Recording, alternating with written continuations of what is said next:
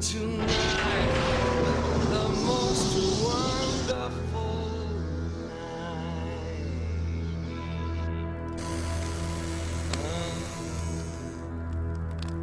night. The year. Happytosters. Spooktacular. Halloween. Hey there, and happy Halloween. Boo! On this spoopy day, I will be looking at one of my favourite entries in the long-running Castlevania series. Castlevania Rondo of Blood, or as it's known in Japan, 悪魔城ドラキュラ地のリンね。 a series of side-scrolling video games about a 900-year blood feud between a Romanian family and their undead landlord. If it were me, I wouldn't pay him either. The last game in the classic series of Castlevania, before the series was reinvented with Symphony of the Night. For this review, I will be covering the original version of Rondo of Blood, as well as the PSP remake, as part of the Dracula X Chronicles. Both versions are very different from each other and have their own pros and cons. So, let's get started with the original.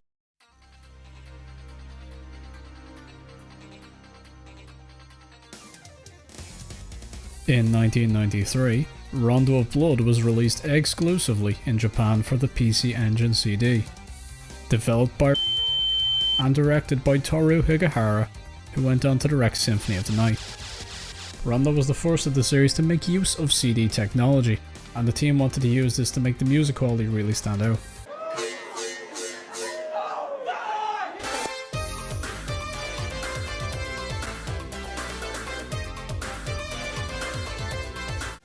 The entire soundtrack is phenomenal. Rondo was never playable internationally until 2007, as an unlockable in the PSP remake, and later again in 2010 on the Wii Virtual Console. The only thing close it got to a release on mainstream consoles was a version called Dracula X for the Super Nintendo. This version of the game sucks. Flesh. The most recent re-release, and the most available at this time, is the Dracula Requiem collection for PS4, which realistically is the only legal way to play this game on modern hardware.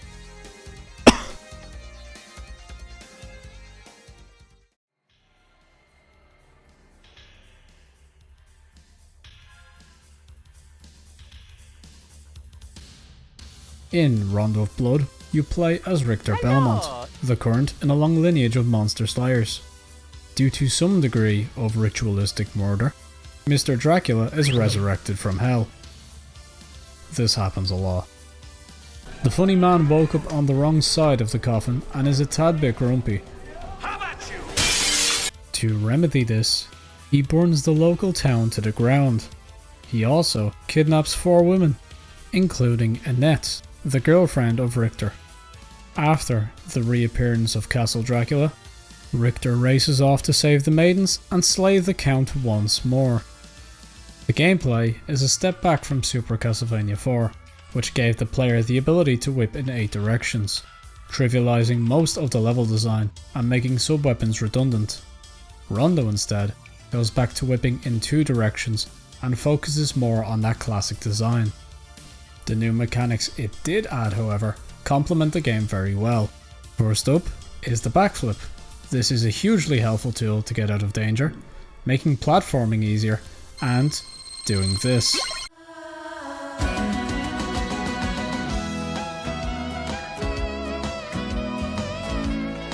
Also, if you whip just before you hit the ground, it cancels the sliding animation. Free tip.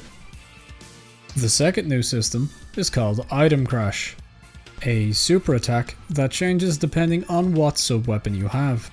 These powerful attacks use a ton of hearts, but can melt bosses or clear the screen of enemies. The gameplay has you navigate each stage by fighting monsters, avoiding traps, platforming, and eventually fighting a boss. There are 8 main stages, each with their own branching paths. These paths lead to new bosses and alternate stages, of which there are 4. Along the way, you can rescue the kidnapped maidens, one of them being Maria Renard, who, once you've rescued, becomes a playable character. This little demon plays exactly how you would imagine a preteen on their 5th dib-dab would play. She can zoom around like a penguin, attacks by throwing boards at people, and even defies the laws of physics. For her sub-weapon, she channels her inner Cinderella and summons animal creatures to kill on her behalf. Her weakness is that she has less health than Richter, and I believe she gets knocked back further, but I ain't checking that shit, you find out yourself. But yeah, she's really strong.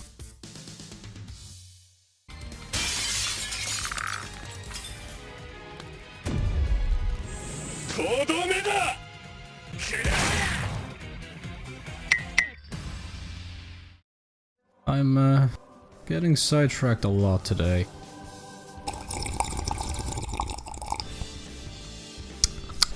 Let's talk about some of the differences between the original and the remake. First off, the character designs and art direction has been redesigned by Ayami Kojima. She is the one responsible for the modern look of Castlevania, where everybody gets to be obscenely beautiful. And a twink! Personally though, I like her artwork, and these redesigns are kinda fire. I do however feel that the sprite work of the original game has aged much better than the 3D models and textures of the PSP game. UMD baby, the format of the future. The remake also has a number of gameplay changes. For one, this game feels different to play. It feels like you have a bit more air control as Richter at the start of your jump. The whip attack feels like it's more active, and it feels like the hitbox is more generous. Notice how I said feels so much. That's to cover my ass, so if I'm wrong about all this, you can't call me a liar. If you do anyway, I'm morally obliged to dox you. You know, in the spirit of Halloween. For the remake, they also added a new boss. If you are unable to save Annette by stage 7, then she will be turned into a vampire, and Richter will have to euthanize his love. So, this idea was somewhat present in the SNES version, as Annette could become Carmilla if you didn't rescue her in time. So, I hate to say it, but credit where it's due. I do think this was a great addition though. It adds stakes to finding the girls that isn't present in the game otherwise. The dialogue and tone is very different between versions, with the original being a bit of a rough translation and slightly campy, while the remake has a much more serious tone. Here's a comparison. Who's there? Don't be afraid. I'm Richter Belmont. I'm here to save you. Belmont? Of the Belmont family? Oh, thank goodness. My name's Iris. Oh, are you human? Did you come to save me? Yeah. Oh my, you are injured. Nah, I'm fine. This is nothing to make a fuss over. See ya. You're alright. I believed in you. I knew you'd come. Sorry I took so long. Oh yes, there's another girl being held here. Maria. You aren't hurt? No, are you? Nah, I'm fine. I'm overflowing with the blood of the vampire hunter after all.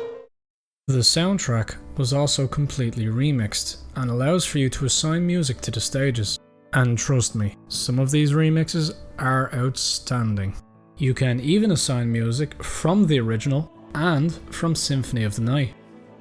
So, overall, these games still hold up super well.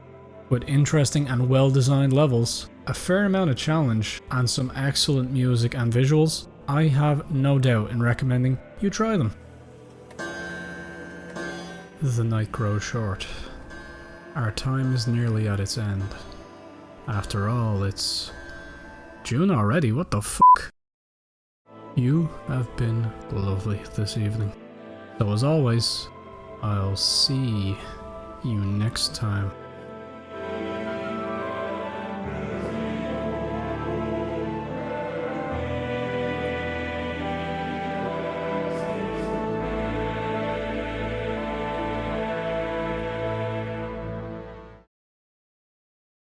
Where do you think you're going, bitch? Where do you think you're going?